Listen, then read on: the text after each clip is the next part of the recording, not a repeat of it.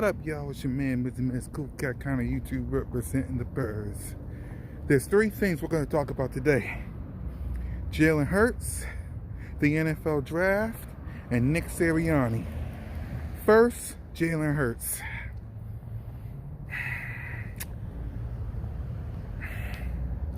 If you don't understand how much of a leader he is, you don't get it.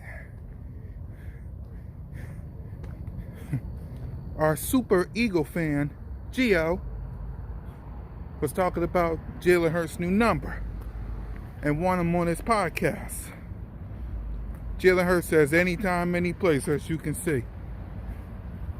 That's leadership right there. That's leadership. He's going to go to the podcast of our number one Eagles fan in America.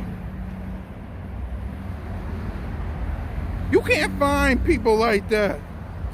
I told y'all can't find people like Jalen Hurts. That's why I hope and pray that he succeeds with the Eagles to the point where he's our permanent number one QB. I mean, come on. This man's gonna go ahead and go on a podcast with our number one Eagle fan, Giovanni. Come on. You can't find people like Jalen Hurts. You just can't. And if you can, please tell me. Please tell me. Giovanni is our number one Eagles fan. By the way, go see him on Twitter.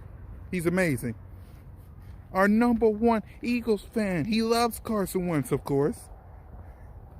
Super Carson Wentz fan. He loves himself some Eagles. And Jalen Hurts is going to do this for the guy. Once again, I repeat, if you can find someone who's better than Jalen Hurts, please tell me. Please tell me. Because you can't find one. Can't find one. Jalen Hurts has a heart of gold, in my opinion, to do that for that kid. To that number one super Eagle fan, Giovanni.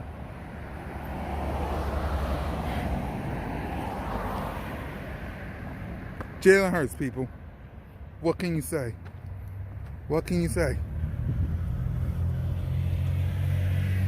If that ain't leadership, I don't know what to tell you.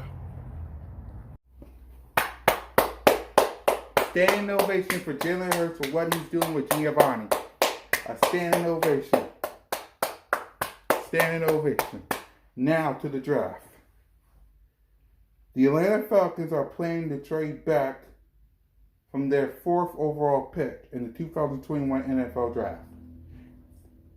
The Detroit Lions are rumored to be planning to be trading back from their 7th overall pick in the 2021 NFL Draft. This helps the Eagles because we know the first 4 picks will be quarterback.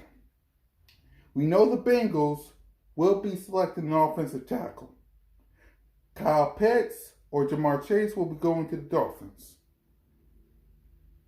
7 through 11 is either defense or offensive tackle.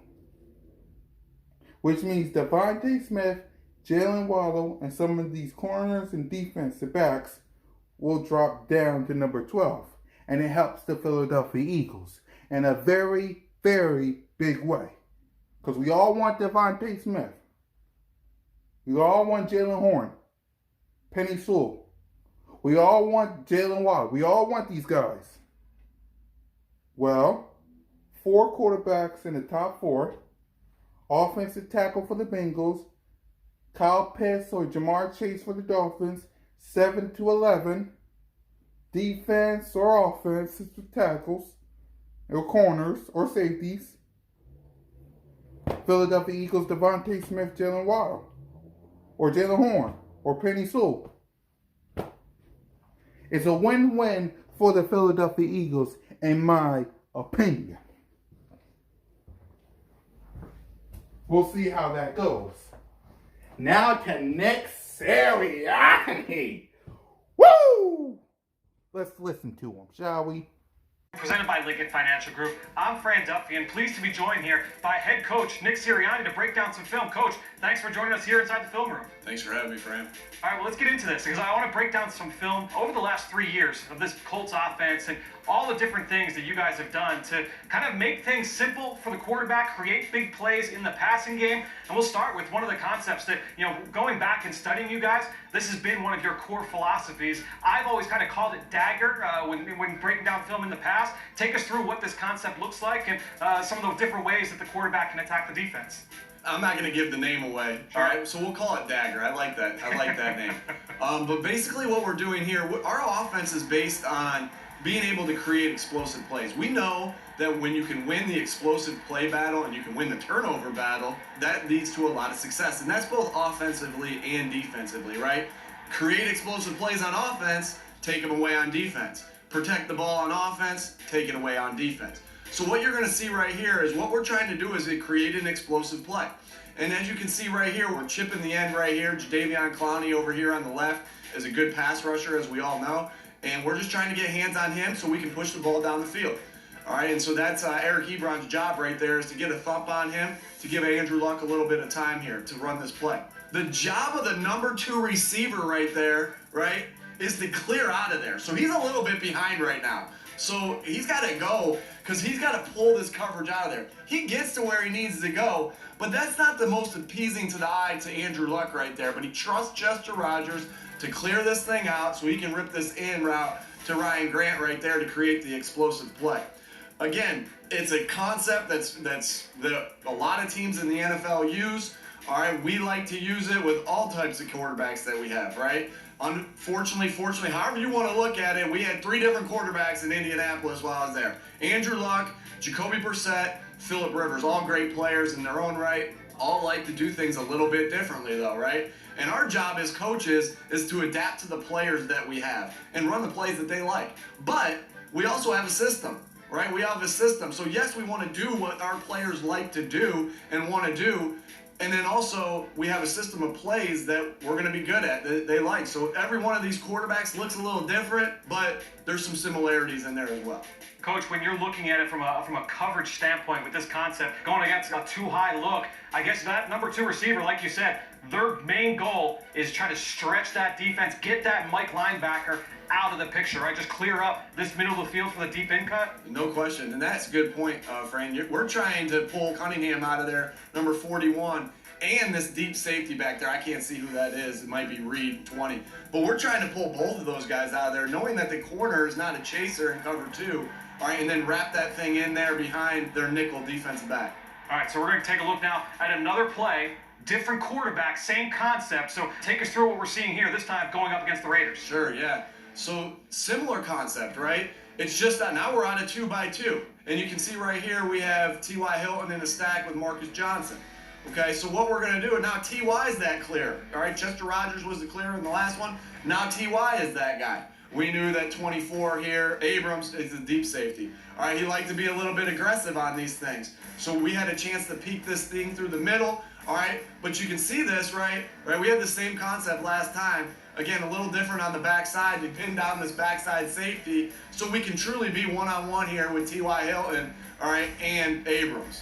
Here we go, we're running through here on this. You can see T.Y. gets the speed through the middle, but you can also see that if Abrams stayed deep here, that we could rip this in, just like that last play we saw Andrew Luck rip on that end as well. The difference here, just take a look at the little difference here, is now instead of the tight end protecting the edge, you can see it's a little play action fake right here, all right, to Jonathan Taylor. He's going to be the one secures the edge right here and then rip off to the flat. So guys are getting to similar spots. Quarterbacks reading a similar thing. Phillip just chucks it deep for a touchdown.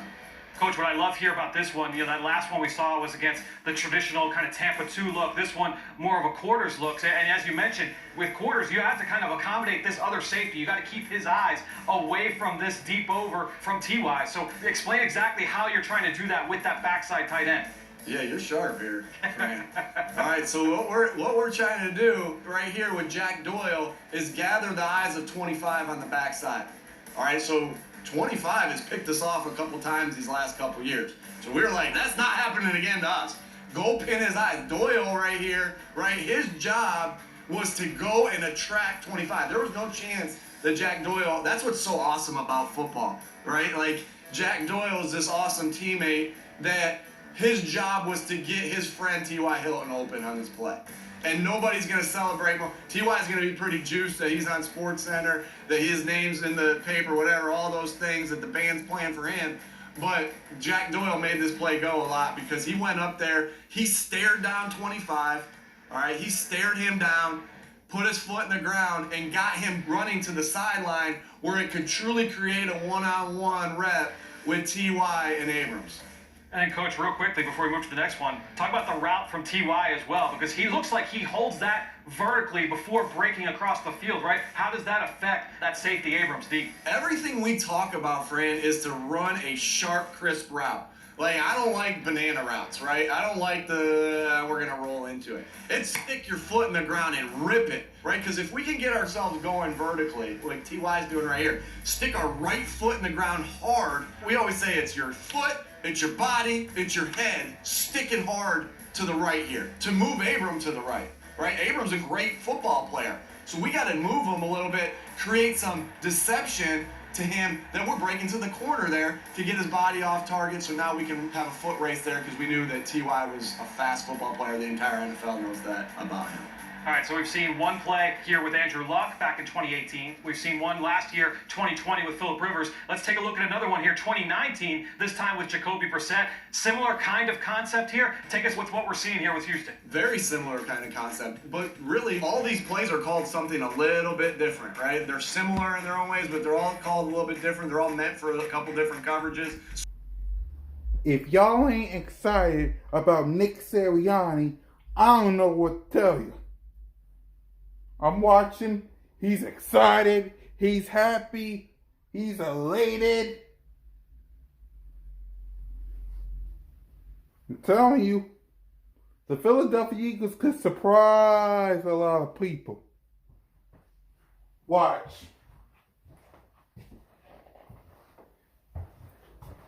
If what I'm seeing in the film room with Nick Sirianni happens on the field with Jalen Hurts, potentially Devontae Smith or Jalen Waddle, with Travis Fulgham and Rhaegar and Greg Ward and Dallas Goedert and Zach Ertz and Miles Sanders, this offense could be explosive to the core, and nobody will stop us.